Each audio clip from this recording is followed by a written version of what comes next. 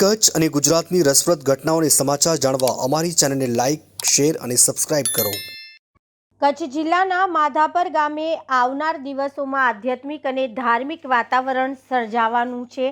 પ્રખ્યાત કથાકાર પૂજ્ય મોરારી બાપુના શ્રી મુખેથી શ્રી રામકથાનું ભવ્ય આયોજન કરવામાં આવ્યું છે। આ રામકથા 21 માર્ચ શનિવારના રોજ પ્રારંભ થશે અને 29 માર્ચના રોજ પૂર્ણ વિરામ પામશે। માધાપર ભુજ કચ્છ ખાતે ગ્રીન સિટી સોસાયટી પાસે આવેલા ત્રિભુવન ખેતર નારાયણ કાનજી ગોરસિયા ફાર્મના આંગણે આ ભવ્ય કથાનું આયોજન કરવામાં આવ્યું છે। આજે મનોરથી પરિવાર અને પૂજ્ય બાપુના સેવક ગણોની ખાસ ઉપસ્થિતિએ પવિત્ર કથાના સ્થળનું ભૂમિપૂજન કરવામાં આવ્યું હતું અને સેવક ગણે માહિતી આપતા જણાવ્યું કે સમગ્ર કચ્છ સહિત રાજ્યભરમાં શ્રદ્ધાળુઓ માટે આ રામકથા આધ્યાત્મિક ઉર્જાનો વિશેષ અવસર બની રહે તેવી અપેક્ષા વ્યક્ત કરવામાં આવી રહી છે। આ ધાર્મિક આયોજનોના નિમિત્ત માત્ર મનોરથી તરીકે ધીરેશ મનજી ડબાસિયા પરિવારે સેવાભાવે જોડાયો છે। તેમના પ્રયત્નોથી આ વિશાળ ધાર્મિક મહોત્સવનું આયોજન કરવામાં આવી રહ્યું છે, જેમાં રોજ હજારોની સંખ્યામાં શ્રદ્ધાળુઓ ઉપસ્થિત રહેવાની શક્યતા છે। રામકથા દરમિયાન ભક્તોને શ્રી રામના જીવન ચરિત્ર, આધ્યાત્મિક સંદેશ અને ભક્તિભાવથી ભરપૂર પ્રવચનો સાંભળવાનો અવસર મળશે। સાથે જ સમગ્ર વિસ્તારમાં ભક્તિમય વાતાવરણ સર્જાઈ જશે। સ્થાનિક લોકો તેમજ કચ્છ જિલ્લાના ભક્તો આ કથાને લઈને ખાસ ઉત્સાહ જોવા મળી રહ્યો છે। આયોજકોએ તમામ ભક્તોને કથામાં ઉપસ્થિત રહીને પૂજ્ય મોરારી બાપુના શ્રી મુખેથી રામકથાનું શ્રવણ કરી આધ્યાત્મિક લાભ લેવા આમંત્રણ પાઠવ્યું છે। આ રીતે માધાપર ગામમાં યોજાનારી આ 9 દિવસીય રામકથા કચ્છ માટે એક મહત્વપૂર્ણ ધાર્મિક અને સાંસ્કૃતિક પ્રસંગ બની રહે તેવી આશા વ્યક્ત કરવામાં આવી છે। જ્યારે જીવ ઉપર બહુ જ અતિ કૃપા થાય ને ત્યારે આવો સત્સંગનો મોકો મળતો હોય, આવું જ એક સત્સંગ 21-3થી શરૂ થવા જઈ રહ્યું છે। એના મનોરથી પરિવાર ધીરેશભાઈ મનજી દબાસિયા મારી બાજુમાં ઊભા છે। એનો અત્યંત ડીપ ઓફ હાર્ટમાંથી એ લોકો પૂરી ફેમિલી આના માટે રાત દિવસ તનતોડ મહેનત કરી રહ્યા છે અને 1 વર્ષથી છેલ્લા અહીંયા આ કાર્યને આગળ ધપાવવા માટે પૂરેપૂરી અને પૂરી તાકાત સાથે અને બાપુની કૃપા, હનુમાનજી મહારાજની કૃપા સાથે આ કથાનું ભવ્ય આયોજન થઈ રહ્યું છે, એની વિશેષ ખુશી છે। યજમાન પરિવાર કથાના નિમિત્ત બને છે, મનોરથી પરિવાર છે, પણ માનસિકતા અન્ય બાપુના જે ભાવિકો છે, જે સેવકો છે, એની એવી પણ હોય છે કે કથા ખરેખર અમે પણ કથાના યજમાન છીએ અને આ કથાને સર્વ રીતે શ્રેષ્ઠ કથા માધાપરની થાય એના માટે સમગ્ર કચ્છમાંથી 18 આલમ, 18 કોમ જ્ઞાતિ સર્વ હિન્દુત્વના નામે આ કથામાં સહયોગ આપવા માટે તૈયારી દર્શાવી છે।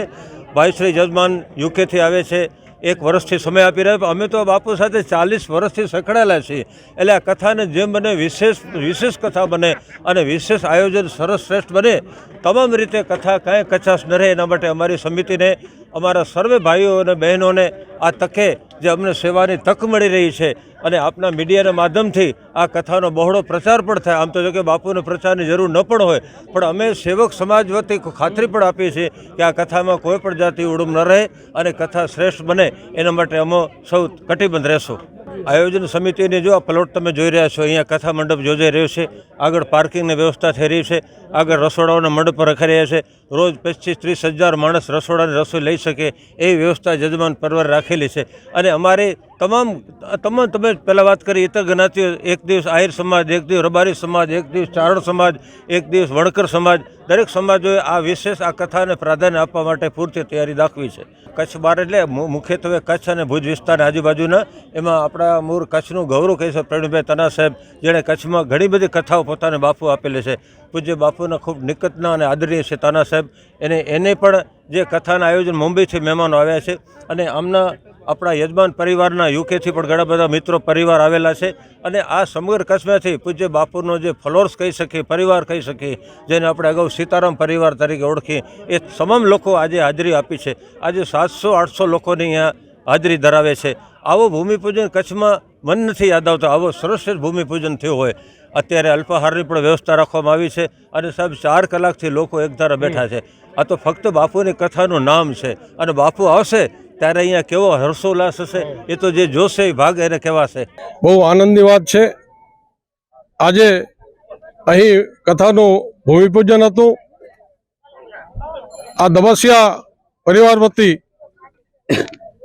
જે એમના મુખ્ય યજમાન છે અને ખૂબ બહોળી સંખ્યામાં અહીં બાપુના ફ્લાવર્સ ભાવિકો સર્વે અહીં ઉપસ્થિત રહ્યા. 700 થી 800 અહીં ભાવિકો ઉપસ્થિત રહ્યા અને આ ગામની અને આજુબાજુના ગામના વિવિધ સમાજો, વિવિધ મંડળો એમણે પણ પોતાની સેવા આપવાની તત્પરતા દર્શાવી. આજુબાજુ ગામના સરપંચો પણ ઉપસ્થિત રહ્યા. ભુજોડી છે, માધાપર છે, એ બધા જ સરપંચોએ પણ તૈયારી દર્શાવી. આ પ્રસંગે આપણા વિસ્તારના આદરણીય ધારાસભ્ય કેશુભાઈ પટેલ, મહામંત્રી હિતેશભાઈ, દિનેશભાઈ, ભીમજીભાઈ સૌ ઉપસ્થિત રહ્યા અને એમણે પણ જે કાંઈ પોતાની સેવા જરૂર પડે એ એમણે તૈયારી દર્શાવી. આનંદનો પ્રસંગ છે. એમ કહેવાય કે આજ આનંદ, આજ ઉછળંગ, આજ નયનમાં નેહ, આજ અમારે આંગણે કંચન વર્ષે મેહ.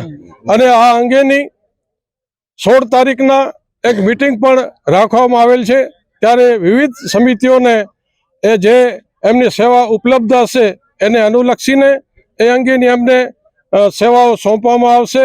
મુખ્ય રીતે મુંબઈથી ખાસ અહીં બાપુના કૃપાપાત્ર એવા પ્રવીણભાઈ તના સાહેબ પધાર્યા છે. એમની સાથે મુંબઈના પણ બીજા મહેમાનો ને ખાસ કરીને મહેમાનો તો ઠીક પણ કાર્યકરો કહી શકાય જે હંમેશા કથામાં સાથે હોય છે અને મુખ્ય સેવાઓ આપતા હોય છે. કોઈ પણ પ્રસિદ્ધિની અપેક્ષા વગર એ પણ પધાર્યા છે. મોહનભાઈ ધારસી, અક્ષયભાઈ ઠક્કર, વેલજીભાઈ ભુડિયા, ચંદનસિંહજી રાઠોડ, ઘનશ્યામભાઈ જોશી, ઋષિભાઈ જોશી, પછી વાઘેલા સાહેબ સરપંચ ધોળાવીરાના સૌ કોઈ જે બાપુના ફ્લાવર્સ છે એ સર્વે અહીં ઉપસ્થિત રહ્યા. ધનજીભાઈ કેરાસિયા આ સર્વે અહીં ઉપસ્થિત રહી પોતાના પ્રતિભાવો વ્યક્ત કર્યા. ખાસ કરીને વેલજીભાઈ પણ વર્ષોથી બાપુના સેવક, વેલજીભાઈ કિસાન લોજ અને આ આખી સમિતિ એમણે 16 તારીખના મિટિંગ રાખી વ્યવસ્થિત રીતે આયોજન માટેની તૈયારીઓ શરૂ થશે. આજે ભૂમિપૂજન થઈ ગયું અને આટલો બધો ઉત્સાહ છે કચ્છમાં એટલે આ કથાનું આયોજન સુપેરે પાર પડશે અને બાપુ જેવા વક્તા હોય સ્વયં જેમના હૃદય અને જીવાપે સરસ્વતી બિરાજે છે, રામ નામનું રટણ સમરણ હંમેશા જેમના હૃદય છે એવા પૂજ્ય બાપુના મુખ્ય અરવિંદથી જ્યારે આ કથા પ્રવાહિત થશે ત્યારે એનો લાભ મળશે અને આ ભૂમિ પાવન થશે. અસ્તુ. જય સિયારામ. આજથી પૂરી મીડિયાને કહી દો કે યજમાન શબ્દ બાપુ વાપરતા જ નથી. નિમિત્ત માત્ર મનોરથી. આ મનોરથ આપણો કોઈનો નથી. આ કામ અસ્તિત્વ કરે છે. બાપુની કૃપા છે, રામજીની કૃપા છે. બાકી બધું એના ઉપર ચાલે છે. આજે તમે જોઈ રહ્યા છો કે 500 થી 600 લોકો તો ખાલી ભૂમિપૂજનમાં આવ્યા છે. તો કથામાં તો કોઈ નંબરનો આપણે અંદાજો નથી, પણ જેટલા વધુ લોકો રામ નામનું સ્મરણ કરી શકશે સારું. પ્રેરણારૂપી હતો મારા દાદા દાદી, નાના નાની બધા માધાપરના જ આપણે અમારું મૂળ છે. નાના નાની અહીંયા રહે છે, દાદા દાદી પણ અહીંયા રહેતા જૂનાવાસમાં. અને ભલે અમે લંડનમાં રહી છે ને જન્મ્યા છીએ પણ માધાપર માતૃભૂમિ છે અને અહીંયા બાપુની કથા આવે તો આપણો મનોરથ બાપુ પૂરો કર્યો છે અને સૌ પરિવાર ખુશ. બધાએ બહુ જ સહયોગ આપ્યો છે અને આજ પણ ભૂમિપૂજનમાં જે કોઈ જાહેર કર્યું છે કે એમની સેવા એ લોકો સેવા આપશે એ પણ અમે બહુ જ ખુશ છીએ અને એ લોકોનો આભાર વ્યક્ત કરું. રામ નામનું સ્મરણ કરજો, કથાનો એન્જોયમેન્ટ કરજો અને રામ નામ અહીંયા કાયમ, રામનું નામ કાયમ અહીંયા નદી વહેતી રહે એવી મારી પ્રાર્થના.